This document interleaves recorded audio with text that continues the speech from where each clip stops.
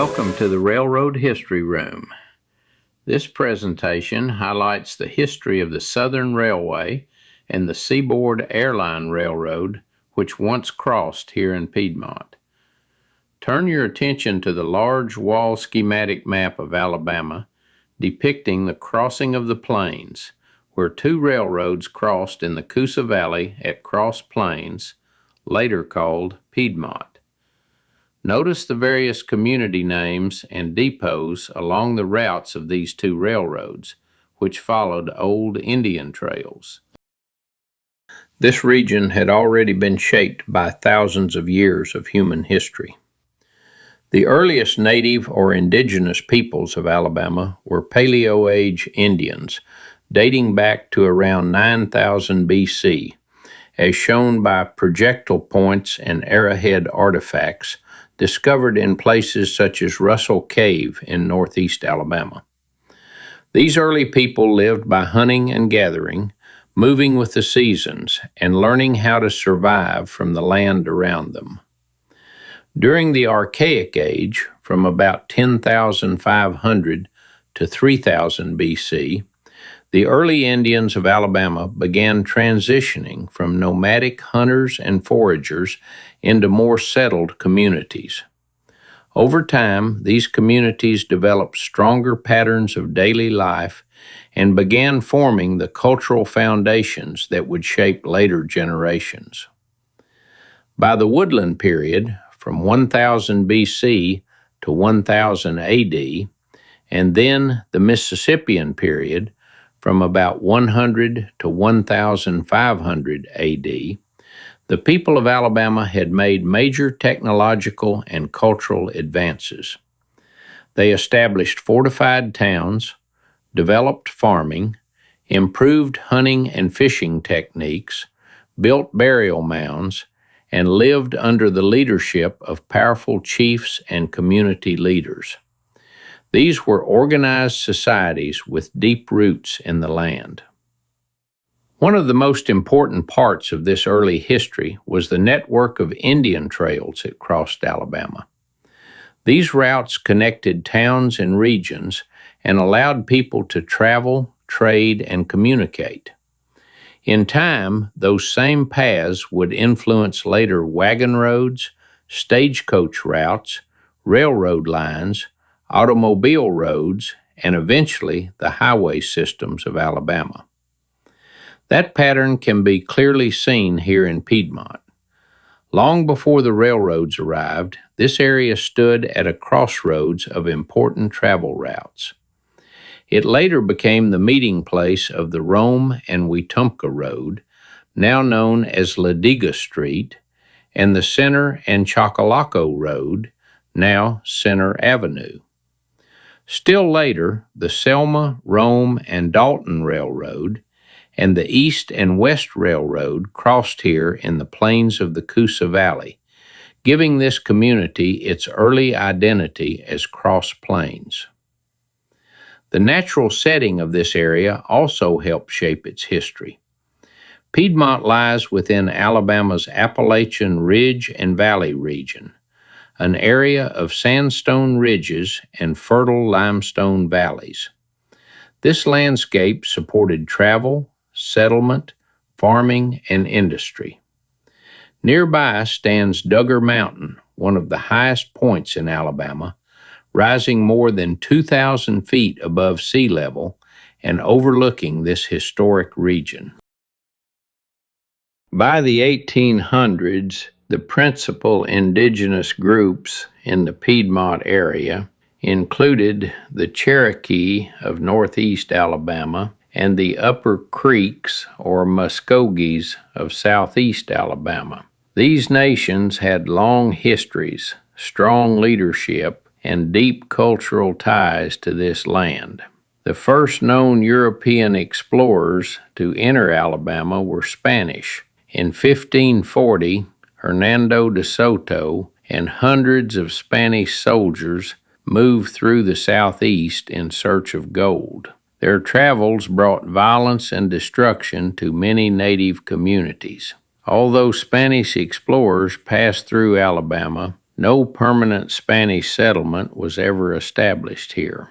Over the next 250 years, the Spanish, French, and British all struggled for control of the land that would become Alabama. The British established colonies along the Atlantic coast and traded with Indian nations, but they did not create permanent settlements in this part of Alabama either.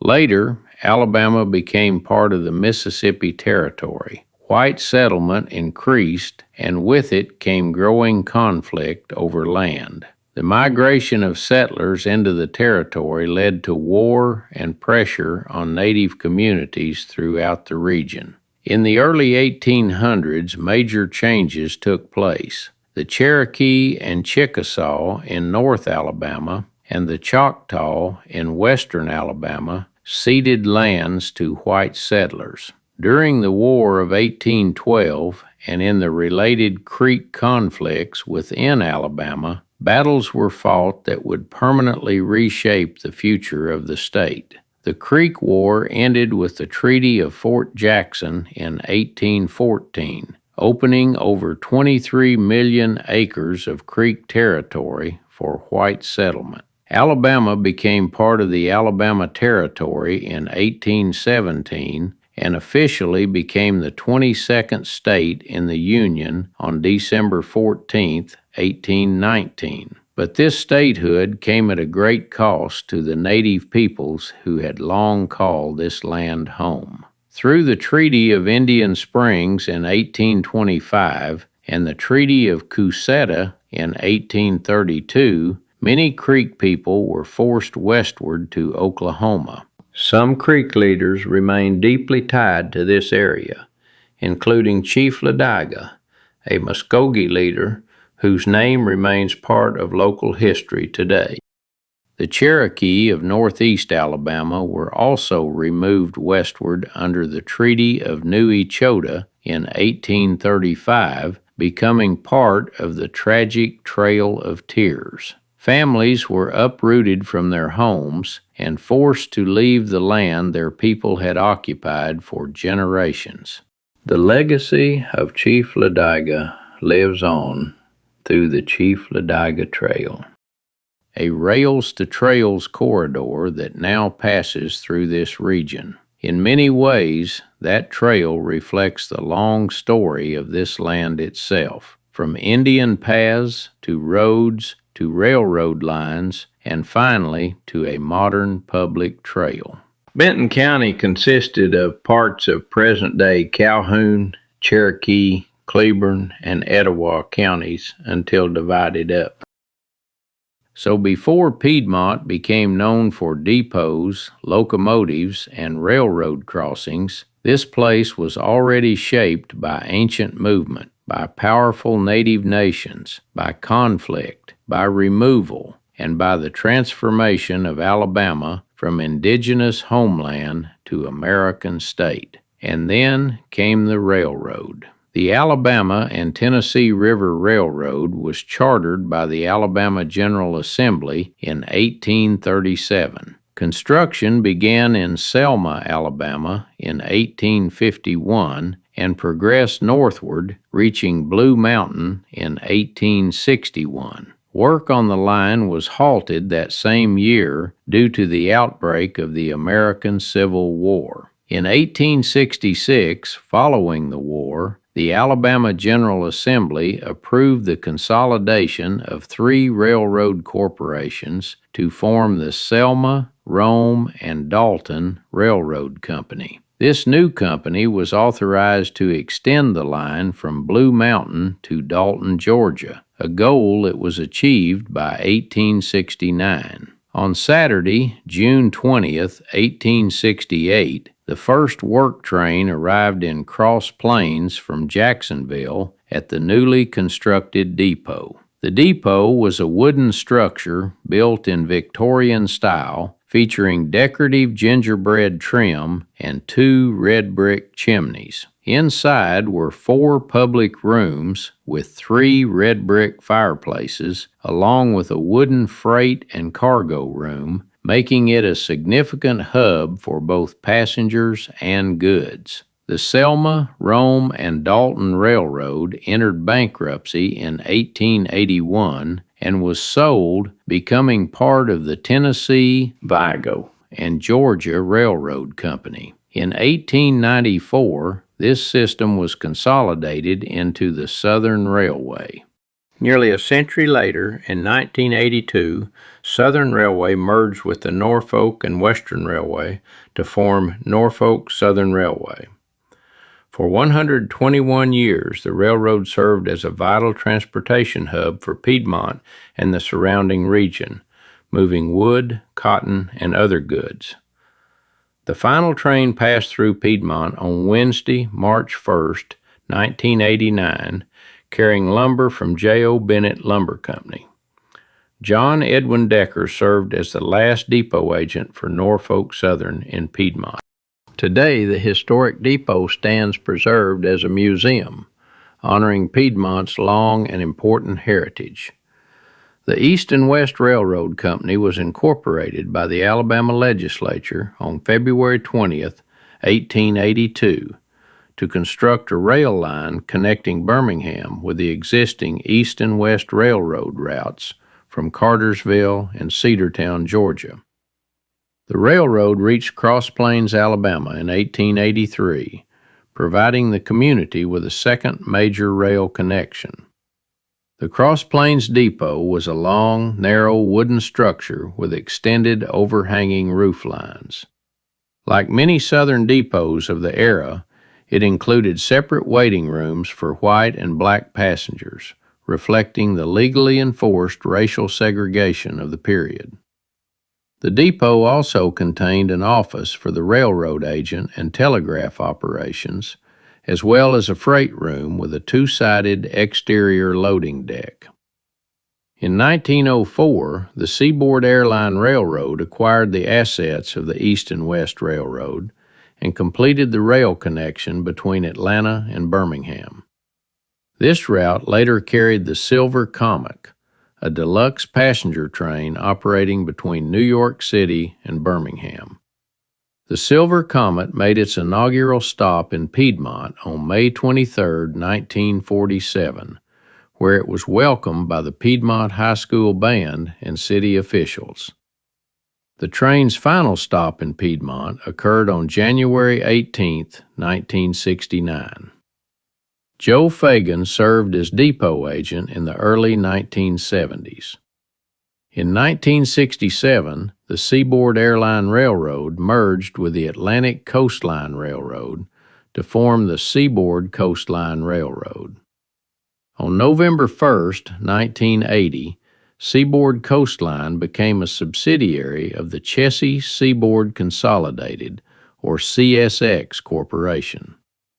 In 1986, CSX discontinued rail service through Piedmont, removed the tracks, and sold the railroad corridor.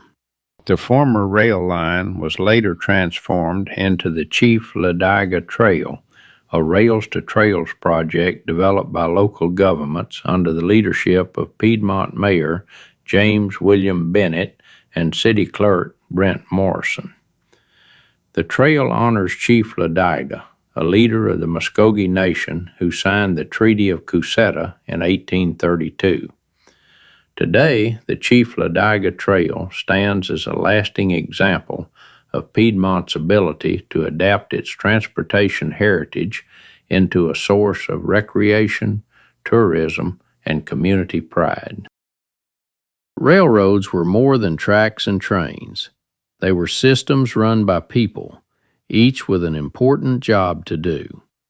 Inside the station agent managed the depot, sold tickets, handled freight paperwork, communicated with dispatchers, and often served as the public face of the railroad in town.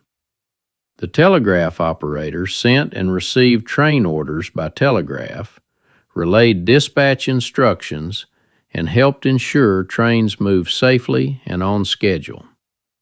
The depot clerk assisted the agent with records, billing, freight documentation, and customer inquiries. The baggage agent checked, tagged, loaded, and unloaded passenger baggage, making sure it was properly routed. The freight agent oversaw incoming and outgoing shipments, coordinated loading, and maintained shipping logs. Porters helped passengers with luggage, cleaned waiting areas, and performed general upkeep around the station. On board the train, the conductor was the person in charge.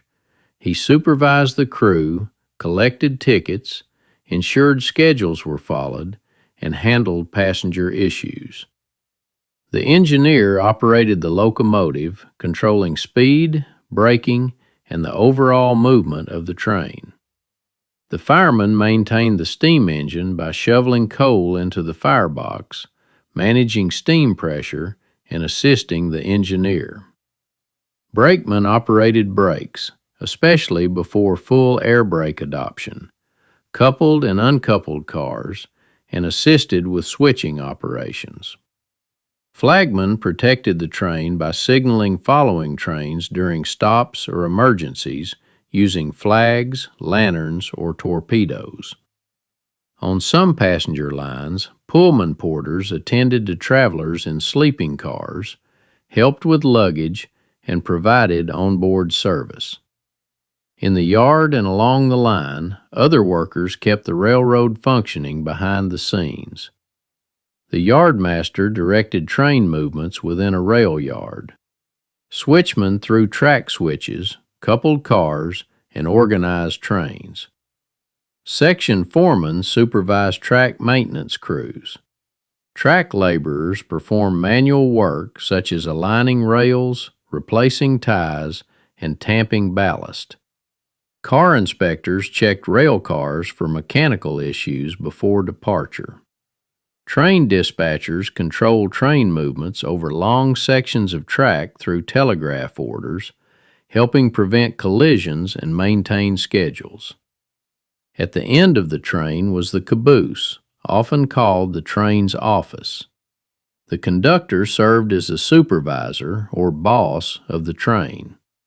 He kept a paper accounting of every car, including its contents and destination. He was responsible for dropping off and picking up cars along the route. When the train reached its final destination, the conductor turned in all paperwork to the yardmaster.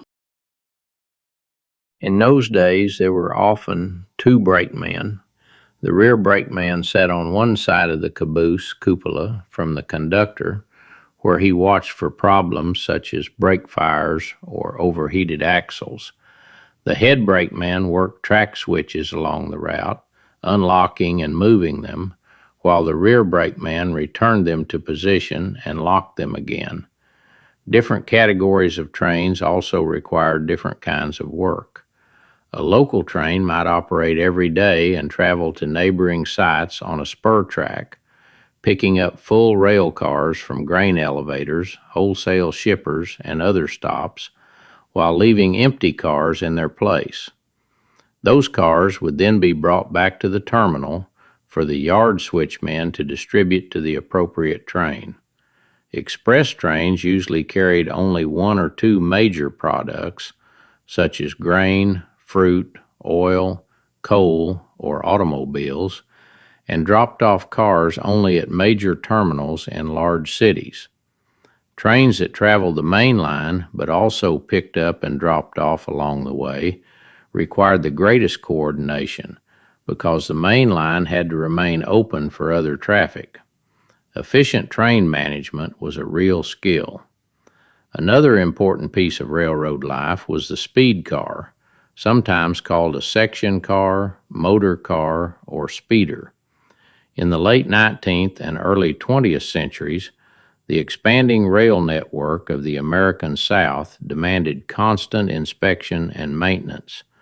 The Southern Railway relied on small but essential gasoline-powered speed cars to keep the line safe and operational. Before motorized units, track crews used hand cars powered by muscle. But by the 1910s and 1920s, lightweight gasoline engines replaced hand pumping. Companies such as Fairmont and Kalamazoo supplied compact four-wheel motor cars that could carry section foremen, inspectors, tools, and replacement parts along the rails. These vehicles were practical, sturdy, and especially useful on rural routes through Alabama, Georgia, the Carolinas, and Tennessee. On Southern railway lines, speed cars were assigned to section gangs, small maintenance crews responsible for specific miles of track. Each morning, the foreman could motor out along the rails to inspect ties, spikes, ballast, bridges, and switches. If a washout, broken rail, or loose joint was discovered, repairs could begin immediately.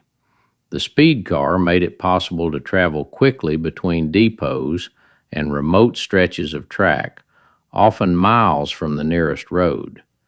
Most Southern Railway speed cars were painted in simple, utilitarian colors and marked for reporting. They often had a small canopy roof, bench seating, mechanical brakes, and a two-cylinder engine that produced a memorable putt-putt sound.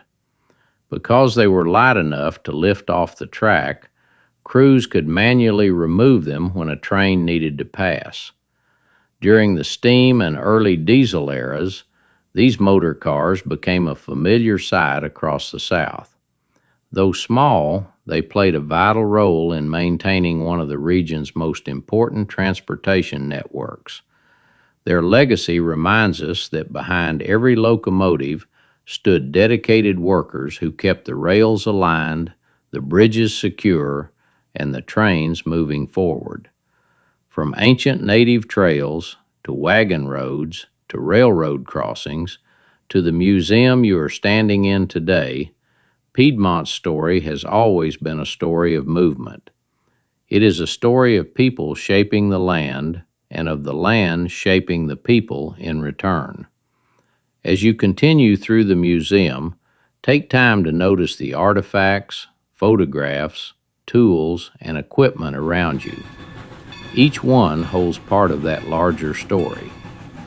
Thank you for visiting the Piedmont Depot Museum.